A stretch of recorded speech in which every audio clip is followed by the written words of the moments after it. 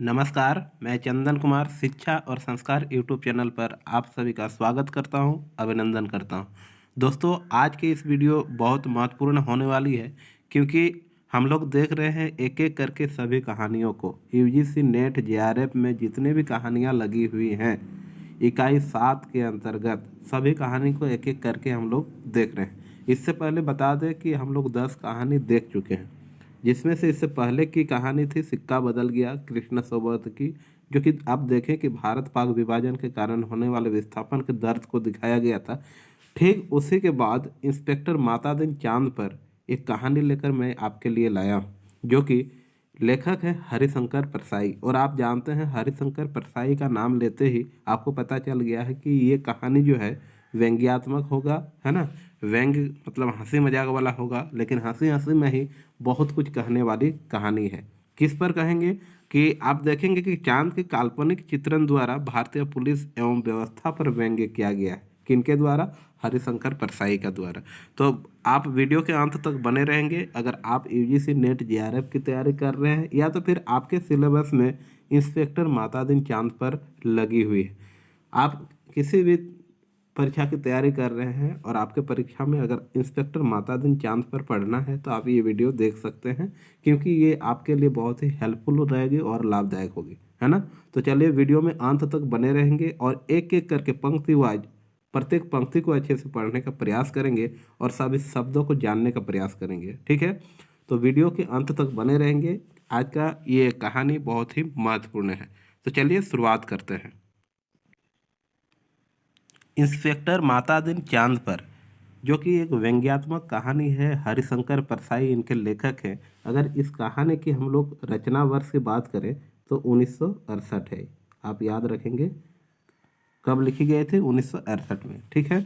तो चलिए देर न करते हुए हम लोग पंक्तिवाज एक एक करके सभी पंक्ति को विस्तार पूर्वक पढ़ने का प्रयास करेंगे और समझने का भी प्रयास करेंगे, क्योंकि ये आजकल आप देखेंगे कि जितने भी परीक्षाएं होती है यूजीसी नेट का खास करके, सभी परीक्षा में आप देखेंगे कि एक एक पंक्ति कहीं से भी उठाकर पूछ दिया जाता है, मिलान करने बोल दिया जाता है। तो आप जब तक कहानी को विस्तार पूर्वक नहीं अध्ययन करेंगे, नहीं पढ़ेंगे, तो आपको फिर परेशानी होगी परीक्षा में प्रश्न का हल करने में। तो चलिए देर न करते हुए शुरुआत करते हैं। इंस्पेक्टर माता दिन चांद पर, जो कि व्यंग्यात्मक कहानी है, हरिशंकर परसाई इनकी लेखक है। वैज्ञानिक कहते हैं कि चांद पर जीवन नहीं है। सीनियर पुलिस इंस्पेक्टर माता दिन डिपार्टमेंट में एमडी साहब कहते हैं कि वैज्ञानिक झूठ बोलते हैं, है ना। कौन कहते हैं? कि माता दिन कह रहे हैं कि वैज्ञानिक झूठ बोलते हैं, कि वैज्ञानिक कहते हैं कि चांद पर जीवन नहीं है, वहाँ हमारे जैसे ही मनुष्य की आबादी है, माता दिन कहते हैं, है ना। विज्ञान ने हमेशा इंस्पेक्टर माता दिन से मात खाई है। फिंगरप्रिंट विशेषज्ञ रहता कहता रहता है, छुरे पर पाए गए निशान मुलजिम की अंगुलियों के नहीं हैं, पर माता दिन उसे सजा दिला ही देते हैं। माता दिन कहते हैं ये वैज्ञानिक केस का पूरा इन्वेस्टिगेशन नहीं करते। उन्होंने चांद का उजला हिस्सा देखा और कह दिया वहाँ जीवन नहीं है, लेकिन मैं चांद का अंधेरा हिस्सा देख कर आया हूँ। कौन कहते हैं? माता दिन। वहाँ मनुष्य जाति है, जो कि एक व्यंग्य कर रहे हैं। किस पर? चांद चश्मदीद गवाही जो है, चश्मदीद गवाह वह नहीं है जो देखे, बल्कि वह है जो कहे कि मैंने देखा। ये प्रमुख कथन है, आप देखेंगे ये कथन आएगा, है ना। चांद के काल्पनिक चित्रण द्वारा भारतीय पुलिस एवं व्यवस्था पर व्यंग्य किया गया है। यह बात सही है कि क्योंकि अंधेरे पक्ष के माता दिन माहिर माने जाते हैं। पूछा जाएगा इंस्पेक्टर माता दिन चांद पर क्यों गए थे? टूरिस्ट की हैसियत से या किसी फरार अपराधी को पकड़ने? नहीं, वे भारत की तरफ से सांस्कृतिक आदान प्रदान के अंतर्गत गए थे, है ना। चांद सरकार ने भारत सरकार को लिखा था, यूँ हमारी सभ्यता बहुत आगे बढ़ी है, पर हमारे पुलिस में पर्याप्त सक्षमता नहीं है। वह अपराधी का पता लगाने और उसे सजा दिलाने में अक्सर सफल नहीं होती। सुना है आपके यहाँ यमराज है, मेहरबानी करके किसी पुलिस अफसर को भेजे जो हमारे पुलिस को शिक्षित कर दे। गृह मंत्री ने सचिव से कहा, किसी आईजी को भेज दो। सचिव ने कहा, नहीं नहीं सर, आईजी नहीं भेजा जा सकता, प्रोटोकॉल का सवाल है। चांद हमारा एक क्षुद्र उपग्रह है। आईजी के रैंक के आदमी को नहीं भेजेंगे, किसी सीनियर इंस्पेक्टर को भेज देता हूँ। तय किया गया कि हजारों मामलों के इन्वेस्टिगेशन ऑफिसर सीनियर इंस्पेक्टर मातादिन को भेज दिया जाए। चांद के सरकार को लिख दिया गया कि आप मातादिन को लेने के लिए पृथ्वी यान भेज दीजिए। पुलिस मंत्री ने मातादिन को बुलाकर कहा, तुम भारतीय पुलिस की उज्जवल परंपरा के दूत की हैसियत से जा रहे हो। ऐसा काम करना कि सारे अंतरिक्ष डिपार्टमेंट की ऐसी जय जयकार हो कि पीएम यानी प्रधानमंत्री को भी सुनाई पड़ जाए। माता दिन की यात्रा का दिन आ गया। एक यान अंतरिक्ष अड्डे पर उतरा। माता दिन सबसे विदा लेकर यान की तरफ बढ़े। वे धीरे धीरे कहते जा रहे थे, प्रवेशी नगर की जय सब काजा, हृदय राखी कौशलपुर राजा। बहुत सुंदर पंक्ति है, याद रखेंगे आप। कहते हैं कि प्रवेशी नगर की जय सब काजा, हृदय राखी कौशलपुर राजा। यान के पास पहुंचकर माता दिन ने मुंशी अब्दुल गफ्फर का पुकारा, मुंशी मुंशी। गफूर ने एड़ी मिलाकर सैल्यूट फटकारा। बोला, जी पैक्टसा। इंस्पेक्टर को ही संक्षिप्त शब्दों में कहा पैक्टसा। इंस्पेक्टर साहब को ही क्या कहते थे, पैक्टसा, है ना। आई FIR रख दी, मतलब FIR रख दी, जी पैक्टसा। और रोज नामचे का नमूना, जी पैक्टसा। ये यान में बैठने लगे। हवलदार बलभद्र को बुलाकर कहा, हमारे घर में जचकी के बखत अपने खटला पत्नी को मदद के लिए भेज देना। बलभद्र ने कहा, जी पैक्टसा, है ना। इंस्पेक्टर साहब को कह रहे हैं कि जी पैक्टसा, बहुत सुंदर। गफूर ने कहा, आप बेफिक्र रहे पैक्टसा, मैं अपने मकान यानी मकान में जो पत्नी को भेज देती हूँ, है ना, भेज दूंगा खिदमत के लिए। माता दिन ने यान के चालक से पूछा, मतलब यान के जो चालक हैं, है ना, उनसे पूछा, ड्राइविंग लाइसेंस है? जी साहब है। और गाड़ी की बत्ती ठीक है? जी ठीक है। माता दिन ने कहा, सब ठीक ठाक होना चाहिए, वरना हरामजादे का बीच अंतरिक्ष में चालान कर दूंगा। माता चंद्रमा से आए चालक ने कहा, हमारे यहाँ आदमी से इस तरह नहीं बोलते साहब। माता दिन ने कहा, जानता हूँ बे, तुम्हारी पुलिस कमज़ोर है, अभी मैं उसे ठीक करता हूँ। माता दिन यान में कदम रख ही रहे थे कि हवलदार रामस जीवन भागता हुआ आया। बोला, पैक्टसा, SP साहब के घर में से कहे हैं कि चांद से एड़ी चमकाने का पत्थर लेते आना, है ना। मतलब कहे कि चांद आप जा रहे हैं तो चांद से एड़ी चमकाने का भी पत्थर लेते आना। माता दिन खुश हुए, बोले, कह देना भाई साहब से, जरूर लेता आऊँगा, है ना। वे यान में बैठे और यान उड़ चला। पृथ्वी के वायुमंडल से यान बाहर निकला ही था कि माता दिन ने चालक से कहा, अबे हॉर्न क्यों नहीं बजाता? हॉर्न बजा। चालक ने जवाब दिया, आसपास लाखों मील में कुछ नहीं है।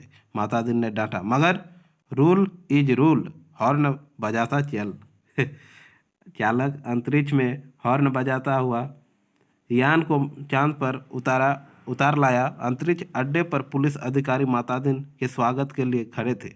मातादिन रॉब से उतरे और उन अफसरों के कंधों पर नजर डाली। वहां किसी के स्टार नहीं थे, फीते भी किसी के नहीं लगे थे। लिहाजा मातादिन ने एड़ी मिलाना और हाथ उठाना जरूरी नहीं समझा। फिर उन्होंने सोचा, मैं यहाँ इंस्पेक्टर की हैसियत से नहीं, सलाहकार की हैसियत से आया हूँ। माता दिन को वे लोग लाइन में ले गए और एक अच्छे बंगले में उन्हें टिका दिया। एक दिन आराम करके बाद माता दिन ने काम शुरू कर दिया। पहले उन्होंने पुलिस लाइन का मुलाहजा किया। शाम के उन्होंने आईजी से कहा, आपके यहाँ पुलिस लाइन में हनुमान जी का मंदिर नहीं है? हमारे यमराज में पुलिस लाइन में हनुमान जी के हैं। आईजी ने कहा, हनुमान कौन थे, हम नहीं जानते। माता दिन ने कहा, हनुमान का दर्शन हर कर्तव्य परायण पुलिस वाले के लिए जरूरी है। हनुमान सुग्रीव के यहाँ स्पेशल ब्रांच में थे। उन्होंने सीता माता का पता लगाया था। एबडक्शन एबडक्शन है ना, एबडक्शन का मामला था। एबिडेक्शन है ना, एबडक्शन मतलब साक्ष्य का मामला था। साक्ष्य तो चाहिए ना। दफा 362 हनुमान जी ने रावण को सजा वहीं दे दी, उसकी प्रॉपर्टी में आग लगा दी। पुलिस को यह अधिकार होना चाहिए कि अपराधी को पकड़ा जाए और वहीं सजा दे दी। अदालत में जाने का झंझट नहीं। मगर यह सिस्टम अभी हमारे ये रामराज में भी चालू नहीं हुआ है। हनुमान जी के काम से भगवान राम बहुत खुश हुए। उन्होंने उन्हें अयोध्या ले आए और टॉन ड्यूटी में तैनात कर दिया। वही हनुमान हमारे आराध्य देव हैं। मैं उनके फोटो लेते आया हूँ। उस पर से मूर्तियाँ बनवाइए और हर पुलिस लाइन में स्थापित करवाइए। थोड़े ही दिनों में चांद की हर पुलिस लाइन में हनुमान जी स्थापित हो गए। तो कितना सुंदर व्यंग्य किया गया। माता दिन उन कारणों का अध्ययन कर रहे थे जिनसे पुलिस लापरवाह और अलाल हो गई है। वह अपराधों पर ध्यान नहीं देते। कोई कारण नहीं मिल रहा था। एकाएक उनकी बुद्धि में एक चमक आई। उन्होंने मुंशी से कहा, जरा तनख्वाह का रजिस्टर बताओ। तनख्वाह का रजिस्टर? तनख्वाह का रजिस्टर तो सब समझ गए। तो क्या किए कि तो सब समझ गए, कारण पकड़ में आ गया। शाम को उन्होंने पुलिस मंत्री से कहा, मैं समझ गया हूँ कि आपकी पुलिस मुस्तैद क्यों नहीं है। आप इतनी बड़ी तनख्वाह देते हैं, इसलिए सिपाही को 500, थानेदार को 1000। ये मजाक है। आखिर पुलिस अपराधी को क्यों पकड़े? हमारे यहाँ सिपाही को 100 और इंस्पेक्टर को 200 देते हैं, तो वे 24 घंटे जुर्म की तलाश करते हैं। आप तनख्वाहें फौरन घटाइए, पुलिस मंत्री ने कहा। मगर यह तो अन्याय होगा। अच्छा वेतन नहीं मिलेगा तो वे काम क्यों करेंगे? मातादिन ने कहा, इसमें कोई अन्याय नहीं है। आप देखेंगे कि पहली घटी हुई तनख्वाह मिलते ही आपकी पुलिस की मनोवृत्ति में क्रांतिकारी परिवर्तन आ जाएगा, है ना। पुलिस मंत्री ने तनख्वाह घटा दी और 2-3 महीने में सचमुच बहुत फर्क आ गया। पुलिस एकदम मुस्तैद हो गई। सोते से एकदम जाग गई। चारों तरफ नज़र रखने लगी। अपराधियों की दुनिया में घबराहट छा गई। पुलिस मंत्री ने तमाम थानों के रिकॉर्ड बुलाकर देखे। पहले से कई गुने अधिक केस रजिस्टर हुए थे। उन्होंने माता दिन से कहा, मैं आपकी सूझ की तारीफ करता हूँ। आपने क्रांति कर दी, पर यह हुआ किस तरह? माता दिन ने समझाया, बात बहुत मामूली है। कम तनख्वाह दोगे तो मुलाजिम की गुजर नहीं होगी। 100 रुपये में सिपाही बच्चों को नहीं पाल सकता। 200 में इंस्पेक्टर ठाट बाट नहीं मेंटेन कर सकता। उसे ऊपरी आमदनी करनी ही पड़ेगी, और ऊपरी आमदनी तभी होगी जब वह अपराधी को पकड़ेगा, गरज की वह अपराधों पर नज़र रखेगा, सचेत, कर्तव्यपरायण और मुस्तैद हो जाएगा। हमारे रामराज के स्वच्छ और सक्षम प्रशासन का ही यही रहस्य है। चंद्रलोक में इस चमत्कार की खबर फैल गई। लोग माता दिन को देखने आने लगे कि वह आदमी कैसा है जो तनख्वाह कम करके सक्षमता ला देता है। पुलिस के लोग भी बहुत खुश थे। वे कहते, गुरु आप इधर न पधारते तो हम सभी कोरी तनख्वाह से ही गुजर करते रहते। सरकार भी खुश थी कि मुनाफे का बजट बनने वाला था। आधी समस्या हल हो गई। पुलिस अपराधी पकड़ने लगी थी। अब मामले की जांच विधि में सुधार करना रह गया था। अपराधी को पकड़ने के बाद उसे सजा दिलाना। माता दिन इंतजार कर रहे थे कि कोई बड़ा केस हो जाए तो नमूने के तौर पर उसका इन्वेस्टिगेशन कर बताएं। एक दिन आपसी मारपीट में एक आदमी मारा गया। माता दिन कोतवाली में आकर बैठ गए और बोले, नमूने के लिए इस केस का इन्वेस्टिगेशन मैं करता हूँ। आप लोग सीखिए, यह कत्ल का केस है। मतलब किस प्रकार पुलिस प्रशासन को यहाँ पर व्यंग्य के माध्यम से सिखाया जा रहा है कि आपकी ड्यूटी कैसी होनी चाहिए, है ना। कत्ल के केस में एविडेंस बहुत पक्का होना चाहिए। एविडेंस मतलब साक्ष्य, है ना। कोतवाल ने कहा, पहले कातिल का पता लगाया जाए, तभी तो एविडेंस इकट्ठा किया जाएगा। मातादिन ने कहा, नहीं, उल्टे मत चलो, पहले एविडेंस देखो। क्या कहीं खून मिला किसी के कपड़ों पर या और कहीं? एक इंस्पेक्टर ने कहा कि हाँ, मारने वाले तो भाग गए थे। मृतक सड़क पर बेहोश पड़ा था। एक भला आदमी वहाँ रहता है, उसने उठाकर अस्पताल भेजा। उस भले आदमी के कपड़े पर खून के दाग लगाए। मातादिन ने कहा, उसे फौरन गिरफ्तार करो। कोतवाल ने कहा, मगर उसने तो मरते हुए आदमी की मदद की थी। मातादिन ने कहा, वह सब ठीक है, पर तुम खून के दाग ढूंढने और कहाँ जाओगे? जो एविडेंस मिल रहा है उसे तो कब्जे में करो। वह भला आदमी पकड़कर बुलवा लिया गया। उसने कहा, मैंने तो मरते आदमी को अस्पताल भिजवाया था, मेरा क्या कसूर। चांद की पुलिस उसकी बात से एकदम प्रभावित हुई। मातादिन प्रभावित नहीं हुए। सारा पुलिस महकमा उत्सुक था कि अब मातादिन क्या तर्क निकालते हैं। मातादिन ने उससे कहा, पर तुम झगड़े की जगह गए ही क्यों? उसने जवाब दिया, मैं झगड़े की जगह नहीं गया, मेरा वहाँ मकान है। झगड़ा मेरे मकान के सामने हुआ। अब फिर मातादिन की प्रतिभा की परीक्षा थी। सारा महकमा उत्सुक देख रहा था। मातादिन ने कहा, मकान तो ठीक है, पर मैं पूछता हूँ झगड़े की जगह जाना ही क्यों? इस तर्क का कोई जवाब नहीं था। वह बार बार कहता, मैं झगड़े की जगह नहीं गया, मेरा वही मकान है। मातादिन उसे जवाब देते, सो ठीक है, पर झगड़े की जगह जाना ही क्यों? इस तर्क प्रणाली से पुलिस के लोग बहुत प्रभावित हुए। अब मातादिन जी ने इन्वेस्टिगेशन का सिद्धांत समझाया। देखो, आदमी मारा गया है तो यह पक्का है कि किसी ने उसे जरूर मारा है। कोई कातिल है, किसी को सजा होनी है, ये तो सवाल है। सवाल ये है कि किसको सजा होनी है। पुलिस के लिए यह सवाल इतना महत्व नहीं रखता जितना यह सवाल कि जुर्म किस पर साबित हो सकता है या किस पर साबित होना चाहिए। कत्ल हुआ है तो किसी मनुष्य को सजा होगी ही, मारने वाले को होती है या बेकसूर को। यह अपने सोचने की बात नहीं है। मनुष्य मनुष्य सब बराबर है, सब में उसी परमात्मा का अंश है। हम भेदभाव नहीं करते। यह पुलिस का मानवतावाद है। दूसरा सवाल है, किस पर जुर्म साबित होना चाहिए। इसका निर्णय इन बातों से होगा। पहला, कि क्या वह आदमी पुलिस के रास्ते में आता है, और दूसरा, क्या उसे सजा दिलाने से ऊपर के लोग खुश होंगे। मातादिन को बताया गया कि वह आदमी भला है, पर पुलिस अन्याय करे तो विरोध करता है। जहाँ तक ऊपर के लोग का सवाल है, वह वर्तमान सरकार की विरोधी राजनीति वाला है। मातादिन ने टेबल ठोंक कर कहा, फर्स्ट क्लास केस, पक्का एविडेंस और ऊपर का सपोर्ट। एक इंस्पेक्टर ने कहा, पर हमारे गले यह बात नहीं उतरती है ना? पर हमारे गले यह बात नहीं उतरती है कि एक निरपराध भले आदमी को सजा दिलाई जाए। मातादिन ने समझाया, देखो, मैं समझ चुका हूँ कि सब में उसी ईश्वर का अंश है।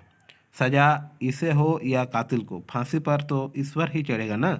फिर तुम्हें पकड़ कपड़ों पर खून मिल रहा है, इसे छोड़कर तुम कहाँ खून ढूंढने फिरोगे? तुम तो भरो एफआईआर। मातादिन जी ने एफआईआर भरवा दी।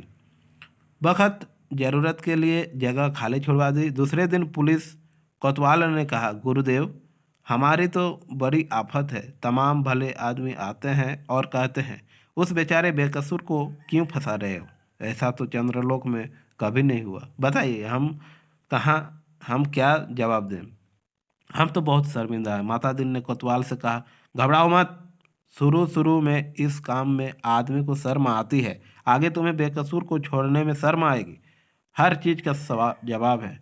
अब आपके पास जो आए उससे कह दो हम जानते हैं वह निर्दोष है, पर हम क्या करें, यह सब ऊपर से ही हो रहा है। कोतवाल ने कहा, तब वे एसपी के पास जाएंगे। मातादिन बोले, एसपी? एसपी भी कह देंगे कि ऊपर से हो रहा है, तब वे आईजी के पास शिकायत करेंगे।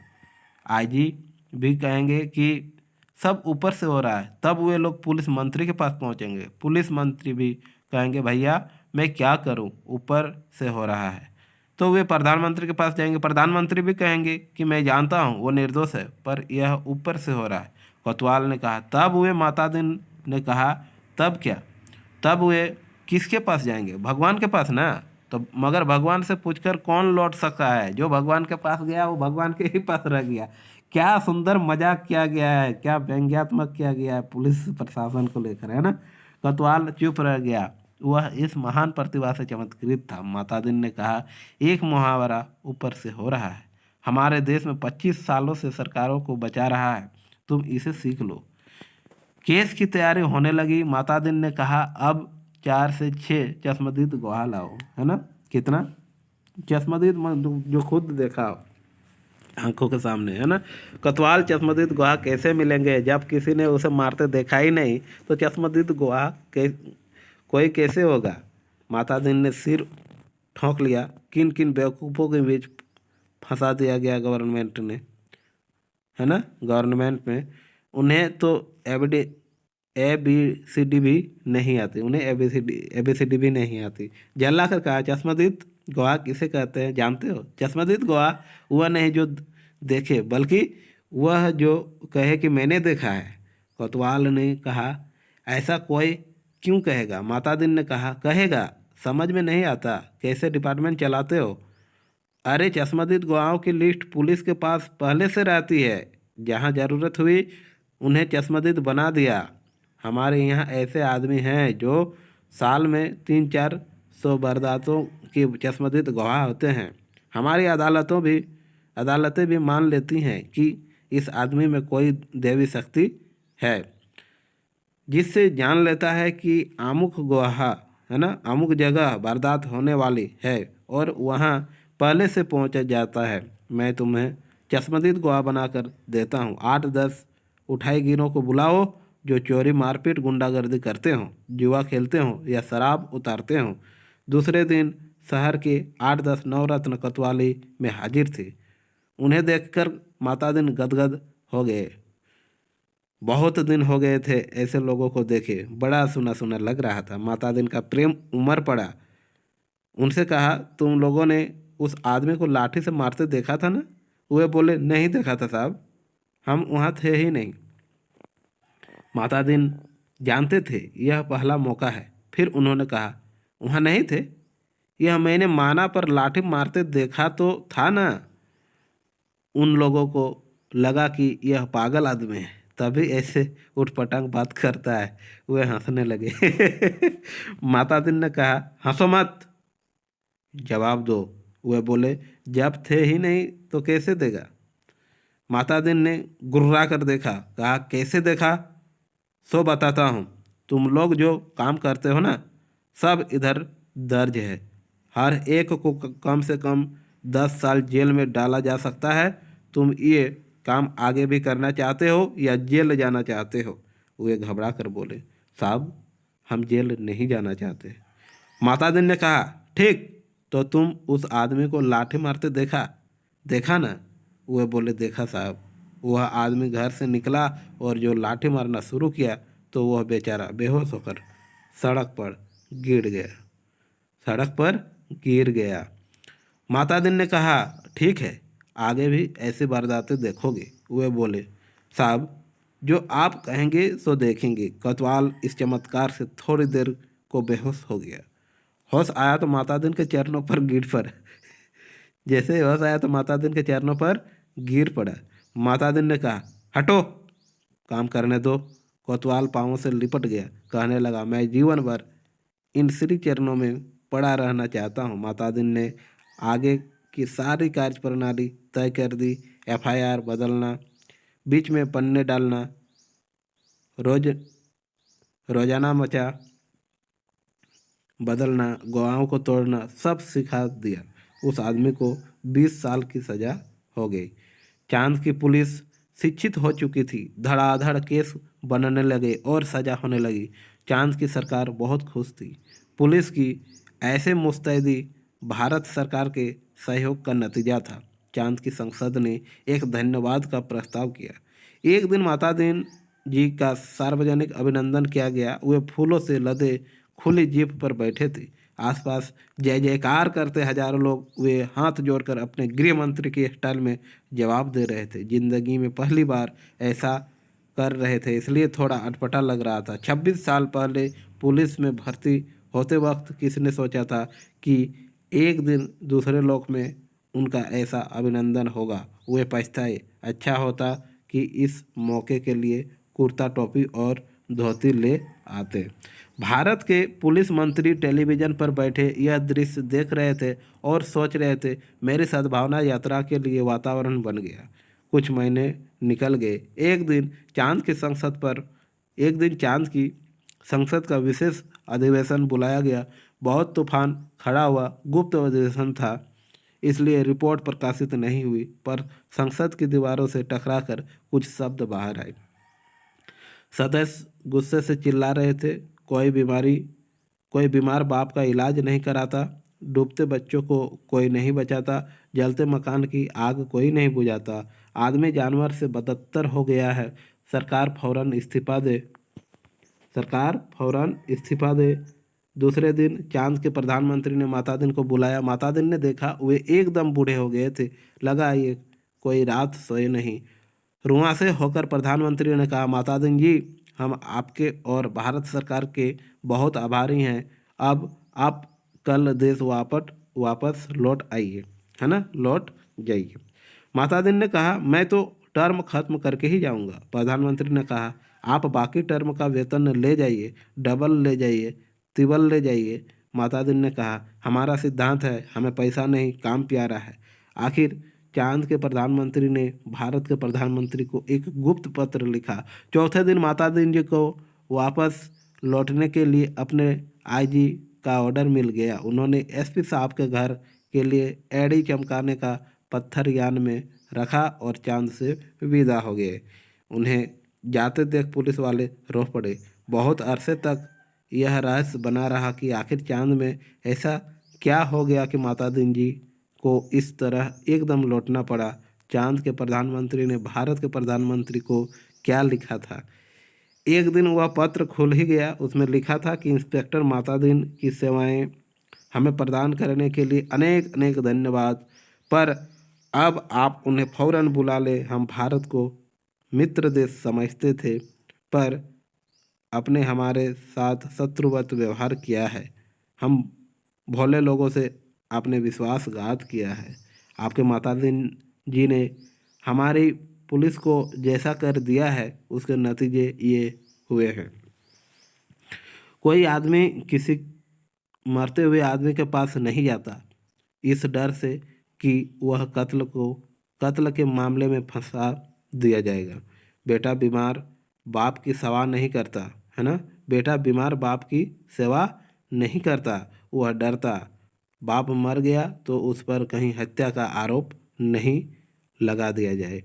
घर जलते रहते हैं और कोई बुझाने नहीं जाता, डरता है कि कहीं उस पर आग लगाने का जुर्म कायम न कर दिया जाए। बच्चे नदी में डूबते रहते हैं और कोई उन्हें नहीं बचाता, उस डर से कि उस पर बच्चों को डुबाने का आरोप न लग जाए। सारे मानवीय संबंध समाप्त हो रहे हैं। माता दिन जी ने हमारी आधी संस्कृति नष्ट कर दी है। अगर वे यहाँ रहे तो पूरी संस्कृति नष्ट कर देंगे। उन्हें फौरन रामराज में बुला लिया जाए, है ना। इस प्रकार आप लोगों ने देखा कि कितना सुंदर व्यंग्य किया गया है। चांद के काल्पनिक चित्रण द्वारा भारतीय पुलिस एवं व्यवस्था पर व्यंग्यात्मक ये जो कहानी थी यहीं समाप्त होती है।